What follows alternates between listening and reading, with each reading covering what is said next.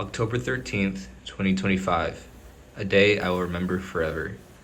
Always on my mind, sleepless nights, tossing and turning. A nightmare turned to reality. No, no, no, no! Alexa, turn desk lamp on. I let my team down. How will they ever forgive me again? How will I forgive myself? I'm supposed to be the undisputed champ, yet I perform like this? All I can do is reminisce on the good old days and think about what could have been. How am I supposed to focus on anything else? +2. Damn it. All right, it's your turn. Evan? Why are you fake? It's not even yellow. What? Dude, I got the Pietro Maxima Funko Pop. Yo, no way, me too! Oh, oh, whoa!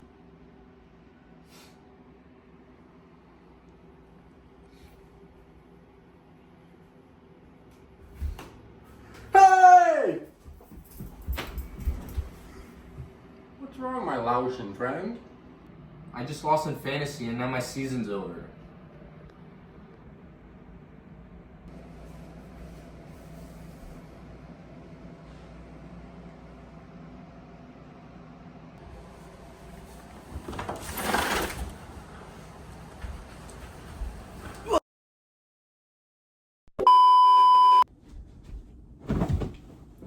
Hello, everybody. Welcome back, everybody. It is the Week 6 Fan Fantasy Football Recap. I'm happy to be back. I hope y'all are happy to see me back. Back to weekly occurrences as, specially requested at gunpoint by the entire fam. And, well, we all know I didn't have a choice. I wanted to keep these going. I've been paying attention. Now we're going to keep it going. A lot has happened in the past week here. We are officially 1/3 of the way through the season. And, wow, let me tell you. People losing after unexpectedly, people winning unexpectedly, and it's my duty to bring that all to you. So starting with, I think, the biggest league eye-opener, we'll call it, someone in particular lost. I think we all know who it is, and particularly we kind of all celebrated already. Evan, he's down to 5-1 now. Yay! Thank you, crowd. I agree. I'm cheering too. Evan is now officially 5-1. You kind of already saw how his week's been going for him. We're all happy. He's 5-1 now, no longer undefeated. Now to kind of bring it into attention, though, someone's tied with him at the top after getting a big win over his fiance, Caleb, who also kind of shit-talked her. Whatever's gonna happen to your little ass? I mean, I can't say it's not justified. Honestly, it's kind of funny. But Caleb is now 5-1. The biggest thing to note, though, is although these two teams are 5-1, and although I hate to give the little fucker some credit here, he's just dominating points for her, guys. He has scored 821 points. My apologies. He's basically averaging way over 100 per week. 821 points for her, and that is more than 100 than the next person. Just, this team is crazy. The only big things to note, though, is that Puka Nacua and Emeka Ibuka are out, unforeseeable return table, and that could shake up the league for us. I think that's something really that everyone in this league needs to watch out for. Will Evans start to deplete? Caleb being 5-1, he doesn't have a lot of points for. He is almost in last for points for, but his defense is number one. This man is basically the Cleveland Browns. So good for Caleb, I guess.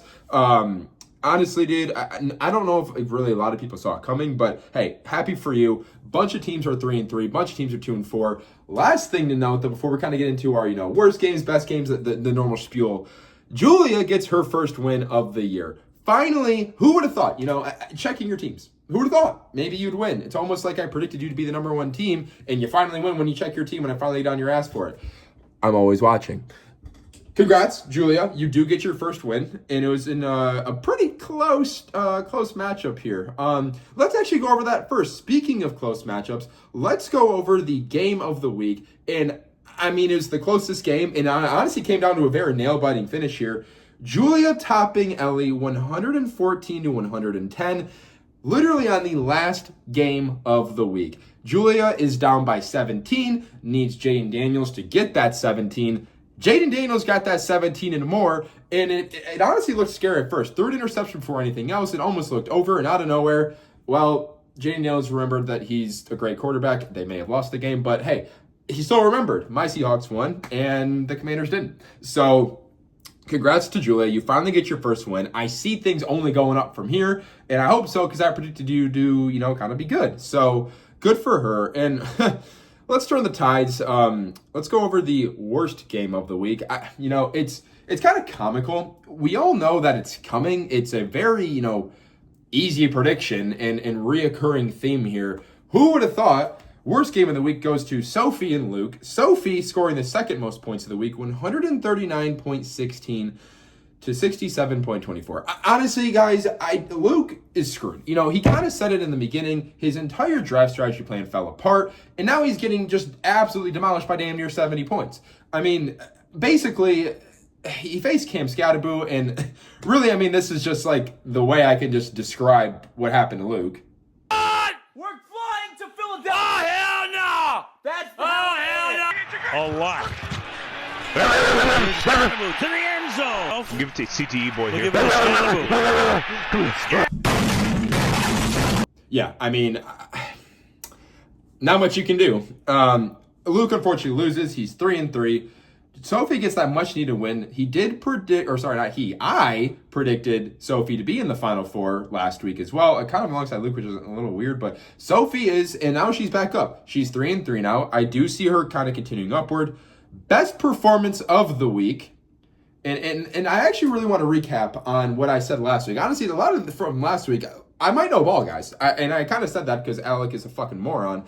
But guess what? I know ball.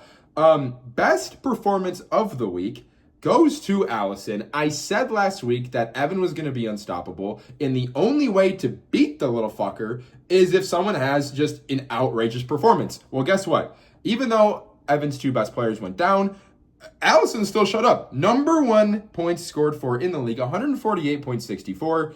No one was beating her this week, clearly, and, well, she did exactly what I said you needed to do. If we're going to beat Evan, y'all need to just, keep doing that.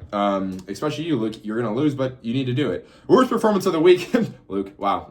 Wow, who would have thought? Who saw that coming? 67.24. It almost was going to be Tony, but unfortunately, or really more fortunately for him, he did prevail. 76. Tony, dude, you're still 2-4.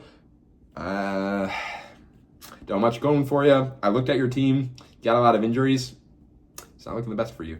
So those were the four, main topics that I like to go over each week. Y'all know the spiel, but we're still missing one more. It's the game of the week. Predicted game of the week for week 7. And looking through the matchups, they're not the most exciting. I could give it to, Luke and Tony and the fucking, dumbass, don't know how to play football, blind ass battle. I could do that. The score would be 50-46, and either that's entertaining people or it's just not. But I'm going to give it to this group right here. Evan and Sophie.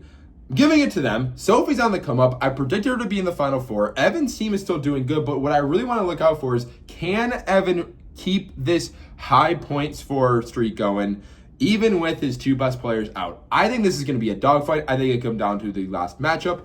I'm going to be very excited to watch this one. I hope y'all are excited to stay tuned on this one. But that is kind of everything that the main host wanted to go over. We have a new segment in, though, and it's a treat for y'all before I head out. So let's go over to, past me to, go over the new new thing. Hello, everybody. Thanks, host, for introducing me. I am past host, and it's the Clown Report time. Clown of the week. And we're going to go over this every single week now. It's going to be a weekly occurrence. And without further ado, who is our Clown of the week?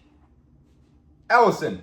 Congrats, Allison. You are the first clown on the Clown Report and the Clown of the Week again. We kind of got clowned last week for your terrible first-round pick, your first overall pick at that. Last year, you picked Christian McCaffrey. We already dogged on you for that last week. But unfortunately, Christian McCaffrey's still doing his thing. Number 1 running back on the entire season so far, for fantasy reasons, of course. And, who's not number 1? That would be Saquon Barkley. 2 years in a row, you managed to have a horrible pick. And, maybe next year, if you get the first pick, I'm almost thinking about rigging the entire thing just so you do get the number 1 pick to redeem yourself. Maybe it'll go good for you. Allison, you are a clown, unfortunately. Fortunately for the rest of us. But unfortunately, you are the clown for having such a bad pick. And, it's still not paying out for you. You may have won this week. Doesn't matter. You're still the clown. So there you have it, the weekly clown report. No one's safe really. It could be based off good performance. It could be based off bad performance. It could be, good play, bad play, anything fun. I always like when the league is all nice and spicy. Keep shit talking everyone and really see how it turns out for you. You're not safe from the clown report. You're not safe from anything really. Thank you to everyone for watching this week. We'll be back next week for the Week 7 fantasy football recap. And until then, people, stay cool. Good luck in your matchups, besides you, Alec. And we'll see you then. Peace.